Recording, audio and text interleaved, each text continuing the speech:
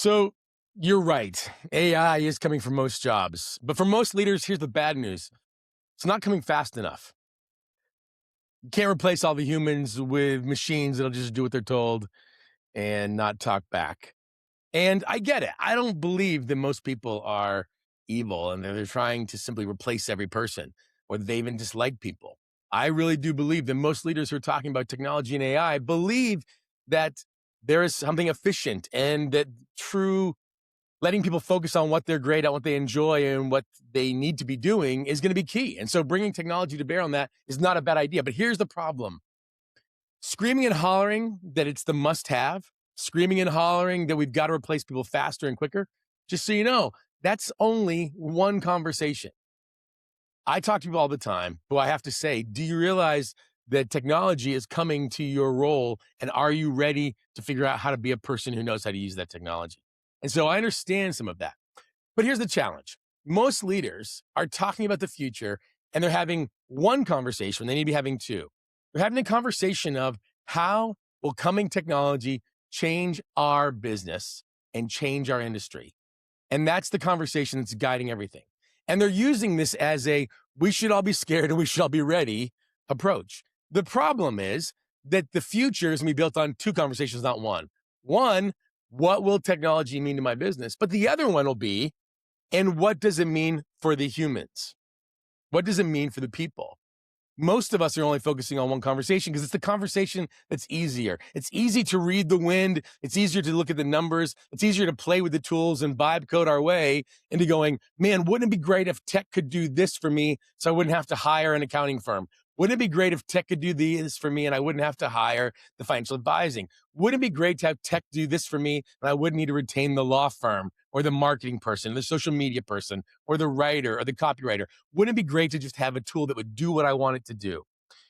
There may be a day when that is true, when you can simply replace that. That day, however, is not immediately. And in fact, the road between here to there is built on a bridge of human beings. I think AWS recently made a comment in one of their public statements that, gosh, they've gone live with some coding that wasn't quite right. Why? Because you can't simply outsource all coding right now to tech. You can't simply outsource everything to AI. And so they're going, well, we need to probably hire back a few more highly skilled and experienced coders. Well, guess what? Do you think those people want to work for you? Are those people going to feel good about the fact that large numbers of engineers, software engineers just got laid off? Are they going to trust you when they say, oh, no, you'll have longevity at the company, knowing that you're bringing them back just to fix the problem you have? See, the bridge between today and a more our AI-enabled future is going to be held together with human beings. So the conversation that the leaders who are ready for the future are going to have can't be simply one conversation about the future of artificial intelligence. It's two. It's the conversation about the future and the people. And you've got to be ready for both. And so my name's Michael Dauphiny. My team and I work on the human side of corporate execution and team execution. Last week, we talked about the language and how the words efficiency are dead. And they're basically a euphemism for headcounts and how that the wrong communication can impact whether or not a team believes you. This week, I want to talk to you specifically about two things. One, you're not wrong to want people to believe that tech is coming. But here's the deal. After you start talking about that, you've got to think about how the human beings go from where they are now to where you want them to be. Most people are simply using fear. Most leaders are going, just so you know, this is the future that's coming. And if we don't get on, it's a train that's going to be going. If it's a train that's running, and if you don't get on board, get on the train or get run over by it, is what I hear a lot of times. The inevitability, right? There's a lot of talk of like, well, we've got to build it. We got to do it now. I'm not here to argue about that. I think as we know, things have a natural runaway ability to them already. So I'm not going to question that. But here's the deal. What you cannot remove is the reality of people from the equation right now. And someone has to be able to lead. And in fact, I was telling someone the other day, I was talking to a company that all they do is tech stack installation. This is a firm who a VC will approach a company and they will go ahead and offer up, hey, we think if we can invest in your technology, you get this kind of return. And so a lot of times VCs will make very specific investments on certain applications. And so they may not be the majority, but they'll say, we'll invest in your automation of X. And that automation will mean that you could scale and expand with fewer headcount. And this company I was talking to, what they do is they literally do the tech installation at the behest of VCs. And a lot of times you'll come back with, well, the reason why we should install this tech is because it'll create a 20 to 25% or 30% impact, meaning will allow the growth of the business without having to grow the headcount, which of course is the most expensive portion of any business. And so they'll say, yep, this tech stack installation, one, it gets deployed. But I said, quick question, how are they measuring the very well documented decrease in overall existing staff productivity once you've done a headcount reduction? Because see, most of the time, tech installation is not coming and we're installing and the existing headcount is growing. They're installing automation and technology and artificial intelligence. And what it's doing is they will then often do layoffs, or the fancy word for layoffs now is RIFs, reduction in force. Okay. When they do that, guess what happens? It's very clear. Morale decreases, trust decreases, productivity decreases, emotional engagement decreases. I said, so if installation of technology produces headcount reduction and headcount reduction reduces productivity, how are you factoring in the loss of productivity with the perceived gain in productivity with the tech? We aren't. Won't that simply sap away? Well, yeah. I said, how are you measuring the leadership that can do that? Can the leader who got you to a place where you need the tech installation be the same leadership that can then lead the company once the installation is done? Nobody's asking those questions. You don't want to be that leader. If you're a team leader who you find that your roles are being impacted by technology, you really need to step into one. You need to have a very clear understanding of, like I mentioned last week, is the technology going to augment your employees or replace them? And you've got to find the courage to have that conversation. This is the first time in history. Nobody was worried that when we rolled out word processors, that it was going to replace it because somebody still had to type into it. So while WordPerfect, remember WordPerfect, the original software program before Microsoft Word came out? Nobody thought it was going to replace the actual writing. So it was going to help you be more efficient than a typewriter. It wasn't going to replace your ability to write. We now are in a place where most employees don't know, is the software going to help me or replace me? One, you got to be ready for that conversation. But the second most critical conversation that leaders need to be ready for is, who's going to lead the humans? How does that work?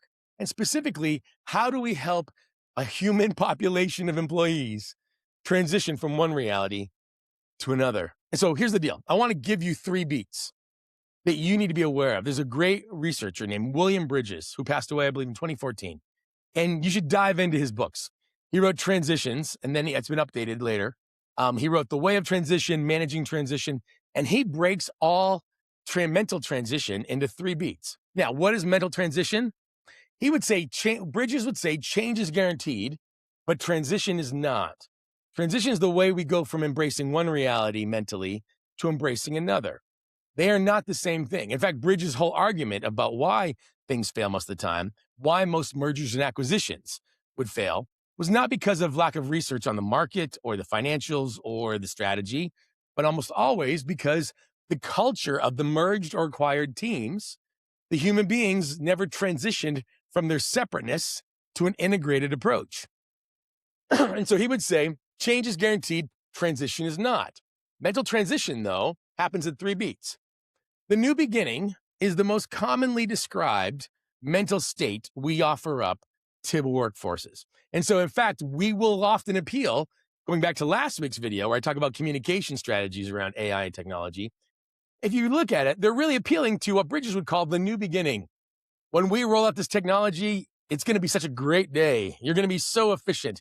You're going to be so excited. It's a new day of being able to be free to focus on what you love most. As a person who loves just finding employees engaged in their strengths, engaged in their work, the new beginning is the dream scenario. A lot of times leaders will pitch, hey, the new beginning phase, which of mental transition, according to Bridges, as the dream step. And so they start with, they make a decision. This is the tech installation. This is why we're going to do it. And they tell the employees, let me tell you why it's going to be great. Freedom, access, information, efficiency, happiness, less frustration, fewer roadblocks. The problem, according to Bridges, is the new beginning is actually the last stage of transition. The true place to begin is not the new beginning, but it's to start with the end. According to Bridges, there are 3 places. Actually, I'm gonna actually write these even up here too. He would say the end is the first step in transition. And so the end is the ability to actually deal with the fact that for every human being, in every change, no matter how much they want the change, even if it's a good change, their mind has to end something. There's a seed of loss. We as human beings hate and fear endings. We think they're terrible. And so even in things that are painful, they're familiar. It's the ending of the familiar, the ending of the known. And we are deathly afraid of the unknown. So no matter how great new technology is, you have to have that first conversation of this is the technology and what it's going to do. But the second conversation is like 3 beats. It's the end, meaning what's going to happen? What's ending for you? What's the unknowns? What's the known that's being closed out? We often say it's like having a wake or a funeral. You have to celebrate what's come before, but you also have to mourn the loss of certain things. But here's the problem. Most leaders are scared to death of endings. And so they're scared to death of somebody being sad, being frustrated. They're scared of negative emotions. They don't want to hear employees say they're afraid of what AI means for them. And so what happens is that leaders will announce a new change, and then they'll stifle any complaint or concern. Fear is objection. Fear is resistance. They're simply afraid. And so Bridges would actually say, much like at wakes and funerals, you can go, well, let's be glad it happened, like a wake where you're celebrating. And a funeral, let's be sad. You know what? It was an easier day. It was a time. We did have more staff. I remember the good old days when we had the company picnics of X, Y, and Z. But if you are not ready to have the second conversation, which I'll call the human conversation, this isn't going to happen.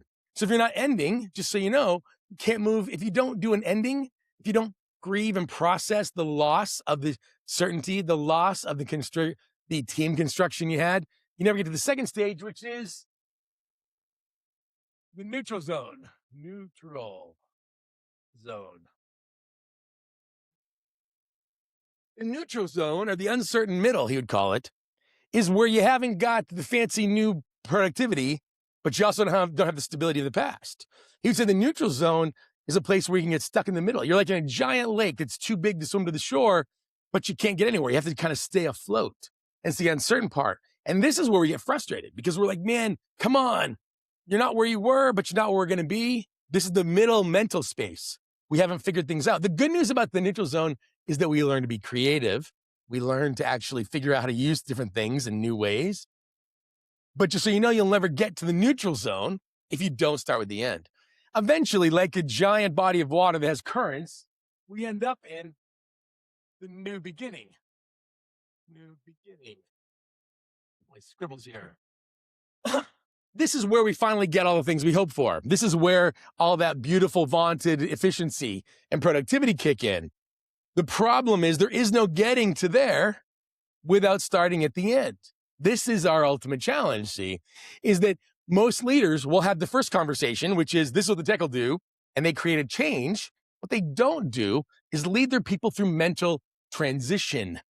They don't walk through the process of listening for what they're afraid of, offering up security, offering up compassion for the unknown that human beings feel when they feel lost. Or maybe if they did do that, they're uncertain middle, instead of screaming that they should all be like swimming harder and working faster so they can get to the new beginning, they understand that after that, there comes a period where things are uncertain. And so you can encourage people to support each other, to be more creative, to be more outgoing, to be more innovative in their thinking. And then once the new beginning does create traction, you could be the leader who helps them quantify and catalog what's working and why. William Bridges' model of transition, the mental process, should be the backbone of everything you're doing once you've decided the tech changes, the mergers and acquisition, the org redesigns. Once you made that decision of those changes that you want to make, The second conversation should be about, well, how are we going to help our people grieve and process, innovate a new way, and then catalog and quantify and canonize the new beginnings? Why? Because those are going to be the leaders who are going to make all the difference. You coming up with this app will solve this problem for a company bigger than 6 people is going to require you to become experts in change management. It won't be the leader who can come up with the innovative solution. It's the leader who can come up with the solution and know how to lead the people to embrace the solution. These are the critical questions. So, what's a change that you've implemented? And what's the transition your people are in the middle of? What phase are you in the middle of? Do you need to hold a wake or a funeral? Do you need to innovate more? Is there new kind of green shoots of progress that you need to celebrate and call out because you haven't done it yet? If you've only announced the transition and a launch date and you're doing tech training, you literally have only done half the job. The other half is where all the productivity lies. It's where the sustainability lies. My suggestion to you is be clear and honest about why you want to make a change, and then get really great people who know how to listen, who know how to lead the ending, the uncertain middle, and the new beginning, and then make them your partners. Lockstep, be patient, take your time, start there. Does this sound like you? Where's the change you're facing? What is the step your company's on? What's that transition point they need to embrace right now? Yeah, so that's what I was thinking about this week. Hope you find something useful here. Like and subscribe, follow along. Let me know what you're thinking. Where is your company when it comes to leading the tech transition?